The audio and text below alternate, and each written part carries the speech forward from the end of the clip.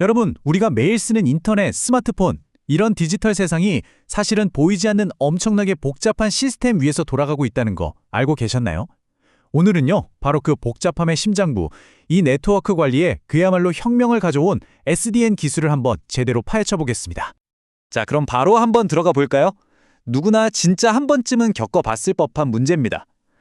중요한 파일 다운받거나 아니면 재밌는 영상 보는데 갑자기 인터넷이 막 거북이처럼 느려지는 경험 다들 있으시죠? 네, 바로 이 질문이 오늘 우리가 떠날 탐험의 출발점입니다. 이 문제를 제대로 이해하려면요, 먼저 우리가 맨날 오가는 이 디지털 공간이 크게 두 가지로 나뉜다는 것부터 알아야 해요. 바로 인터넷과 인트라넷입니다.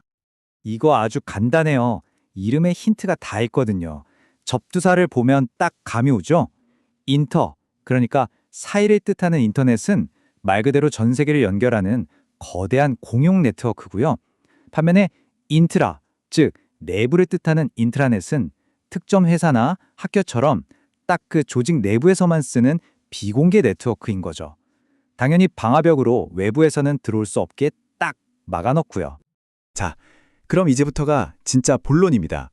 이 어마어마하게 큰 네트워크들을 관리하는 게 왜 그렇게 중요하고 또 왜 그렇게 골치 아픈 일인지 한번 본격적으로 들여다보겠습니다. 네트워크 관리라고 하면 그냥 지켜보는 거? 아니에요. 그게 다가 아닙니다.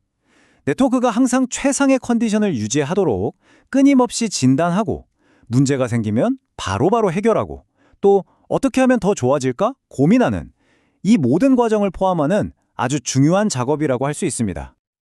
자, 그럼 우리가 겪을 수 있는 현실적인 문제들을 한번 볼까요?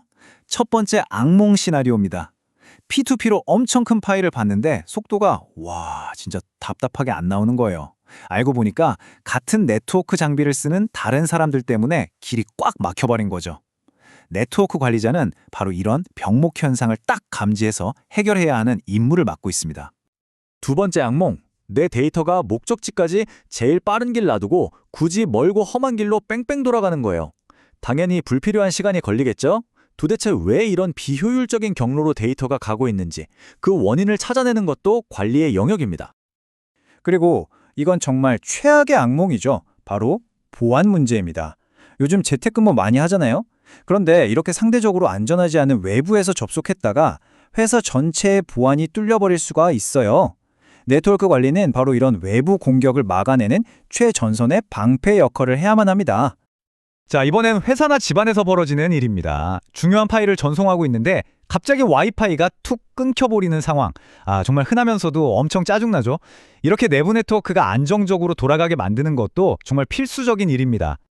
마지막 악몽입니다. 분명히 두 사람한테 파일을 보냈는데 한 사람은 받았다고 하고 다른 한 사람은 못 받았다고 하는 거예요. 이게 왜 그러냐면 데이터는 패킷이라는 작은 조각으로 나뉘어서 전송되는데 그 조각 몇 개가 중간에 사라져버리는 패킷 손실이 일어난 겁니다. 이것 때문에 이렇게 간단한 파일 전송조차 실패할 수 있는 거죠. 그만큼 네트워크의 신뢰성이 중요합니다.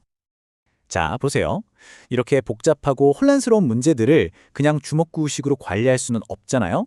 그래서 업계에서 만들어낸 표준 프레임워크가 있습니다. 바로 FCAPS라고 부르는 건데요. 장애, 구성, 계정, 성능, 보안 이 5가지 기둥을 중심으로 네트워크를 체계적으로 관리하는 거죠. 그렇다면 말이죠. 예전에는 이 모든 걸 대체 어떻게 처리했을까요? 그리고 그 옛날 방식에는 어떤 근본적인 문제점들이 있었을까요? 전통적인 방식의 대표주자, 바로 SNMP입니다. 여기서 중요한 건 이름에 simple, 즉 단순한이라는 단어가 들어간다는 점이에요. 꼭 기억해 두세요. 이건 그냥 네트워크 장비들끼리 서로 정보를 주고받기 위한 일종의 약속, 그러니까 프로토콜입니다. 그런데 바로 그 단순함이 발목을 잡았습니다. SNMP는 기본적으로 장비 하나하나를 개별적으로 관리하는 방식이라서 네트워크 전체에서 벌어지는 복합적인 문제를 파악하기가 너무 어려웠어요. 게다가 제조사마다 규격이 제각각이라 여러 회사 장비를 섞었으면 관리가 그야말로 엉망진창이 되고 유연성도 뚝 떨어졌죠.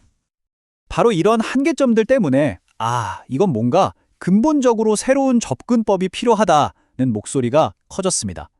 그리고 마침내 등장한 해답이 바로 SDN, 즉 소프트웨어 정의 네트워킹입니다. 이전 방식은요, 이걸 생각하시면 돼요.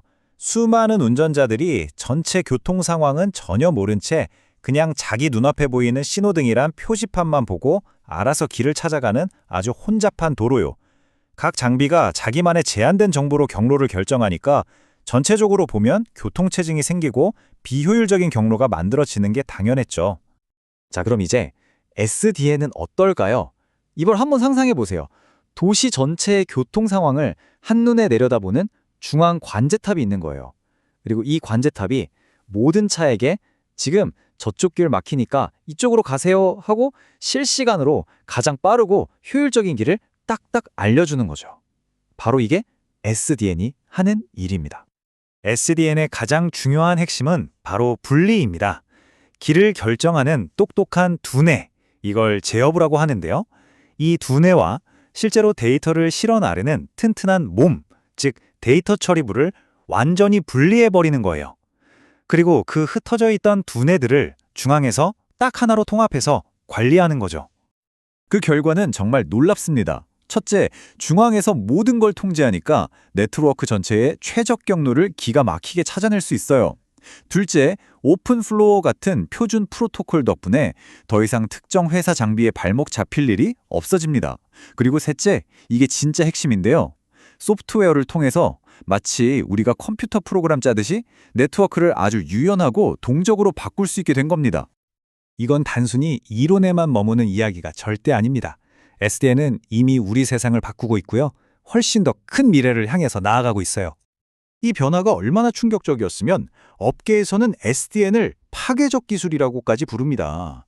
기존의 모든 규칙을 완전히 새로 써버린 그야말로 게임 체인저라는 뜻이죠. 실제 사례를 보면 그 힘을 바로 느낄 수 있습니다. 가장 대표적인 게 바로 구글인데요.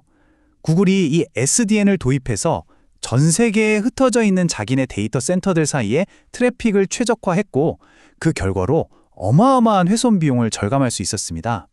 SDN의 이런 엄청난 성공은 하나의 거대한 흐름을 만들어냈어요. 소프트웨어로 모든 걸 정의한다는 이 아이디어가 네트워킹을 넘어서 이제는 저장 공간, SDS, 그리고 데이터 센터 전체 SDDC로까지 확장된 겁니다. 그리고 마침내 Software Defined Everything, 즉 소프트웨어로 정의하는 모든 것을 뜻하는 SDX라는 용어까지 등장하게 만들었죠. 이렇게 중앙의 똑똑한 두뇌가 모든 것을 통제하고 최적화하는 세상에 오고 있습니다. 소프트웨어가 하드웨어의 물리적인 한계를 뛰어넘어서 모든 것을 새롭게 정의할 수 있다면 과연 그 다음 혁신은 어떤 모습일까요? 이제 이건 기술의 문제가 아니라 우리의 상상력에 달린 문제일지도 모릅니다.